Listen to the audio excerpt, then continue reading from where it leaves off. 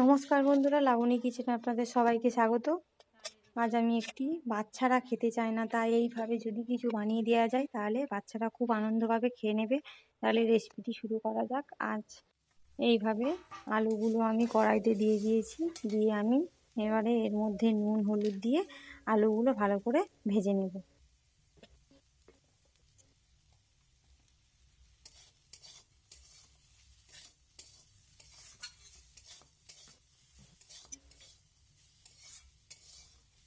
এবারে আমি একটু আলুটাকে চাপা দিয়ে দেবো যাতে আলুটা সেদ্ধ হয়ে যায়। আলু ভাজা হয়ে গেছে, দেখিয়ে দিই দেখি। হ্যাঁ, হয়ে গেছে, আলু সেদ্ধ হয়ে গেছে। এবারে আমি আলুগুলোকে কড়া থেকে নামিয়ে নেব। নিয়ে কড়াইয়ের মধ্যে আরও একটু তেল দিচ্ছি কিছুটা। দেওয়ার পর এর মধ্যে আমি দিয়ে দেবো দুটো ডিম ফাটিয়ে ডিমের মধ্যে আমি অল্প পরিমাণ লবণ দিচ্ছি। দিয়ে ডিমটাকে ফাটিয়ে আমি ডিমগুলোকেও ভেজে নেব।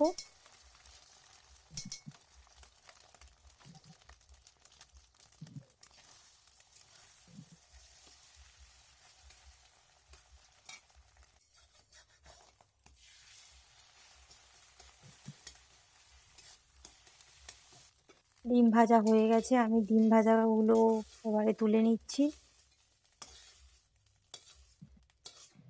তুলে নেওয়ার পর আমি এর মধ্যে আরও কিছুটা পরিমাণ সাদা তেল দিয়ে দেব। সাদা তেলটা দিয়ে আমি ভালো করে কড়াইয়ের গায়ে ভালো করে এটা মেখে দিচ্ছি। দিয়ে আমি এখানটায় দিয়ে দিচ্ছি একটা বড় সাইজের পেঁয়াজ কুচি করে রেখেছিলাম, সেই পেঁয়াজটাও আমি এর মধ্যে দিয়ে দিচ্ছি।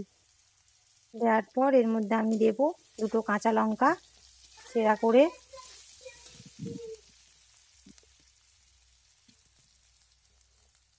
পেঁয়াজটাকে ভালো করে আমি একটু লাল লাল করে ভেজে নেব। নেওয়ার পর এতে অল্প পরিমাণে একটু হলুদ গুঁড়ো দিয়ে দিচ্ছি। দিয়ে পেঁয়াজটা লাল লাল করে হয়ে গেছে ভাজা।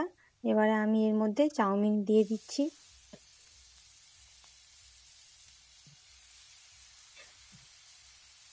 যেসব বাচ্চারা খেতে চায় না এইভাবে কিছু বানিয়ে দেওয়ার চেষ্টা করবেন, করলে তো বাচ্চারা চেটে পুটে থালা পরিষ্কার করে দেবে, প্লেট খেয়ে নেবে পরিষ্কার করে।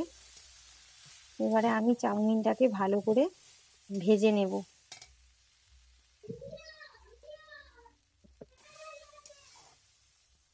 এবারে আমি বেশ কিছুক্ষণ ভালো করে এটা আমি ভেজে নিয়েছি। খানিকক্ষণ ভেজে নেওয়ার পর আমি এতে লবণ দিয়ে দিচ্ছি স্বাদ মতন লবণ দিয়ে আমি আবারও এটাকে ভালো করে একটু ভেজে নেব, নেড়ে চেড়ে নেব। নেওয়ার পর আমি যে আলুটা ভেজে রেখেছিলাম এর মধ্যে দিয়ে দিলাম। আলু দিয়েও আমি ভালো করে এটাকে ভালো করে নেড়ে নেব।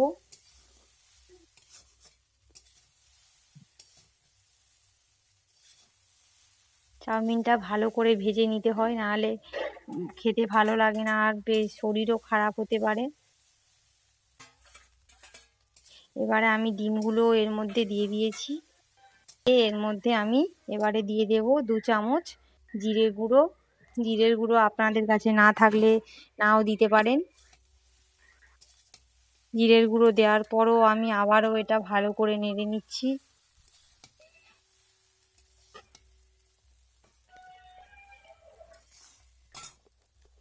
এটা কিছুক্ষণ নাড়ার পর আমি এর মধ্যে এবারে একটা ম্যাগি মশলা দেব। ম্যাগি মশলাটা দিলে টেস্টটা একদমই আলাদা আসে। জিরের গুঁড়া না থাকলে না দেবেন, কিন্তু একটা চেষ্টা করবেন যে ম্যাগি মশলাটা দেওয়ার। এই চাউমিনের মধ্যে ম্যাগি মশলাটা দিলে খুব সুন্দর খেতে লাগে, আর বাচ্চারা তো খুবই খুশি হয়। ম্যাগি খেতেও বাচ্চারা খুব পছন্দ করে, তেমনই চাউমিনটাকেও খুব ভালোভাবে খেয়ে নেবে। আমি একটা পুরো গোটা ম্যাগি মশলা এই চাউমিনের মধ্যে দিয়ে দিচ্ছি। ওই মাননীয় আছে, দেখ না অন্য কিছু আছে, কি পড়তেছি মানু মানু আমার এবার চাউমিনটা হয়ে গেছে। এবারে আমি এটাকে নামিয়ে নেব।